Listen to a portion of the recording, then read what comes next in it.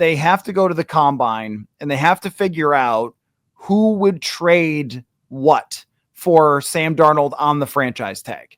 Because I've always viewed that as the most clear path for Sam Darnold not being their quarterback going forward, which is to tag him and then trade him to the Vegas Raiders, who sign him to a 3-year, $120 million contract. And then they can do their cap nonsense and whatever to make sure that he fits. But you have to make sure that you can get something back for Sam Darnold that's better than the comp pick for next year. A 3rd round comp pick would be really nice to get for him for 2026. They have 4 draft picks this year, 3, and then the comp pick that we expect to come from Kirk Cousins. That's not a lot. Mm-hmm. And if you were able to get what I've been looking at is the one other time this happened, which was Matt Castle, when he was traded to the Chiefs for a 2nd round pick. They tagged and traded him.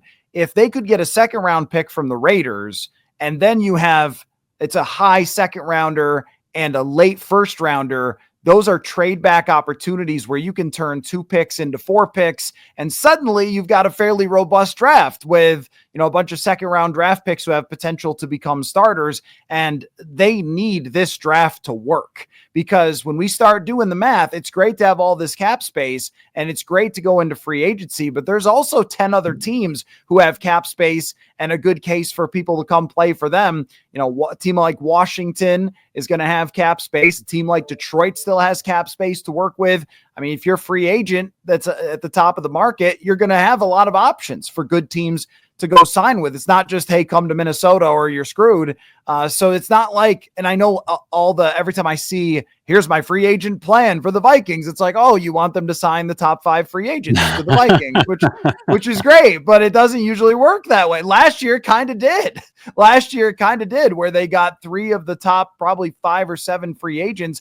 Doesn't always work that way. So they need to have more draft picks and more draft capital, which is why I think that they need to make sure that they're finding a trade for Darnold. And when I look at the rest of the NFL and the available quarterbacks, there was a report today from a friend of mine, Andrew Filipponi in Pittsburgh, who said that they're interested in Daniel Jones. And I know people have written Jones as the Vikings backup. I have not, because I think there are so few quarterback options. The draft is bad. The free agency is bad. Who wants to do Russell Wilson again? Is someone starting Carson Wentz next year? I think that they might. I think they might be starting Carson Wentz because he could be the 2nd best option outside of Sam Darnold. And how many teams are desperate? The Raiders are desperate. The Steelers. If you're talking about starting Daniel Jones, you're pretty desperate. There's a lot of teams that I think would be very interested in his services. So the Vikings, you're right, they can't get caught holding the bag, which is why they have to get the intel and have the conversations with other teams. Would you actually do this type of trade? And if the answer is no, and the best offer that they're going to get is a 3rd round pick, which is just hard to believe.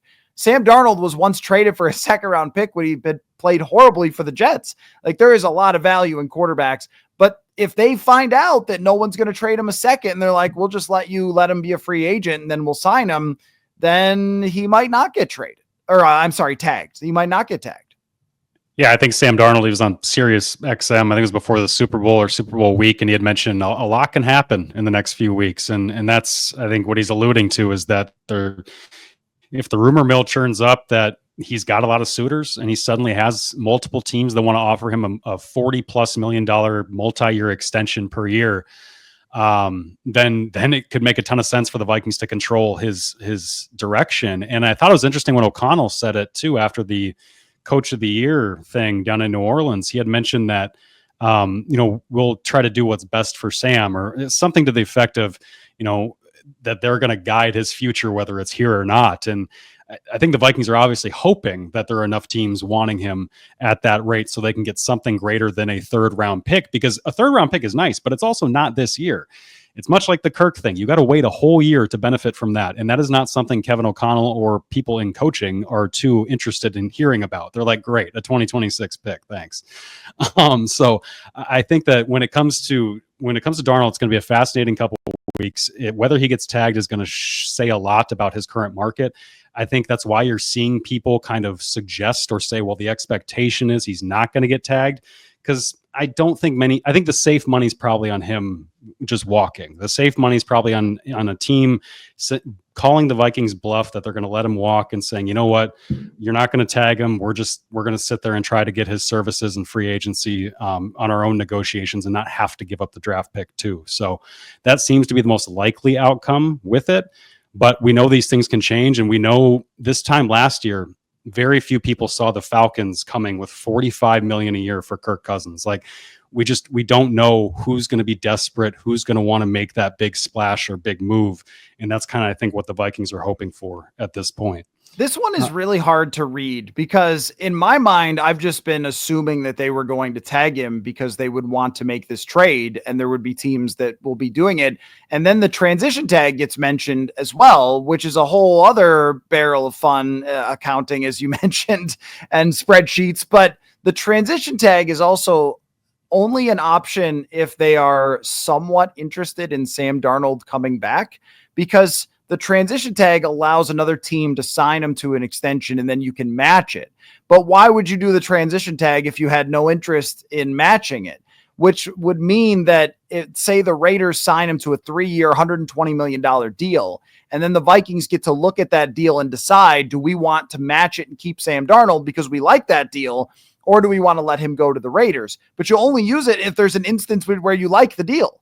Right. And so that's odd that that's kind of been thrown out there as well. But the benefit of that, too, is that if no one offers him a contract, you get a lower cap hit.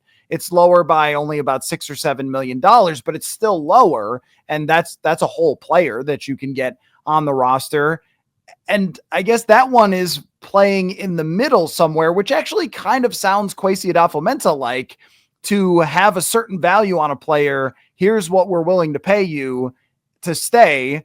And if it's any higher than that, you're going to go. And this was mentioned by one of the insiders, maybe Jeremy Fowler, but he was talking about how like the Vikings tend to have a certain price point on players. And if it's more than they want to pay, then they're going to let that player go. But does that mean that they have a price point on Sam Darnold? Which I think is another part of this discussion, because there has been an assumption since probably the strip sack against the Rams that Sam Darnold is absolutely gone. There's no chance that he comes back. And that has been the whole world's like, lock it in. That's the facts. I have not gone all the way down that road myself, because I've still imagined a world where they do sign him to a short-term type of extension because they are concerned about J.J. McCarthy's recovery and throwing him to the Wolves. And I think it's important to mention the types of teams that they're going to play on their schedule next year, that they would be throwing McCarthy into play. It's a much tougher schedule, lots of proven coaches, lots of elite pass rushers, the Super Bowl champs, the NFC runners-up in Washington, Micah Parsons. Like, there's just a lot of really difficult teams that are on this schedule. And we've heard Kevin O'Connell talk about this, that he's not going to rush a quarterback no matter what.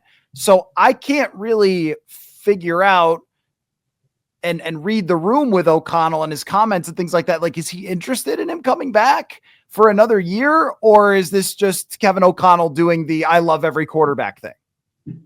Yeah, I've been saying, I'm totally agreeing with you here, because I've been saying since the January 16th or 18th or whenever the season-ending pressers were with Kwesi and Kevin, that we need to listen to Kwesi when he says this is not a binary decision with Sam Darnold, meaning it's not a yes or no. It's a yes if it's at the right price. And that I'm reading in between the lines and adding that last part. But I do think they have a price on Sam. They had a price on Kirk last year. We just never learned what it was and still haven't. We just know the Falcons' price was higher by a lot, it would seem. So with Darnold, I think they do have a price because they need another quarterback.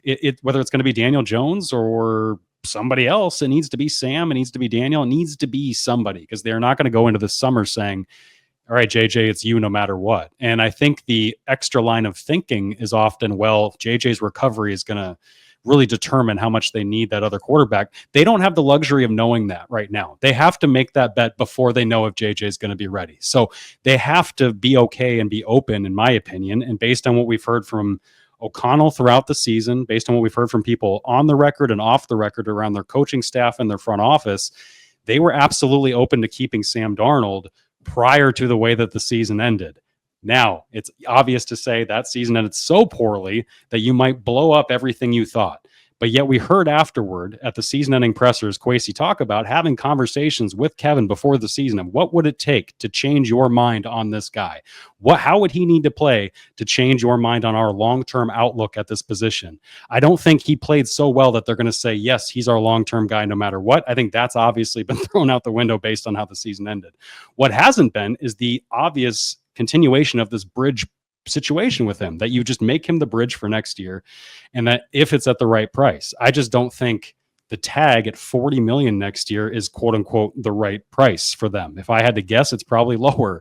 And so they're only going to tag him, I would imagine, if they can trade him. I'm with you. I don't think this is we're going to just kiss him goodbye. I think O'Connell's talking about him exploring the market and having the right to explore being a Pro Bowl quarterback or whatever his phrasing was. I think that is just their expectation of this guy's going to be wanted by people more than we want him. I think that's kind of the subtext of it.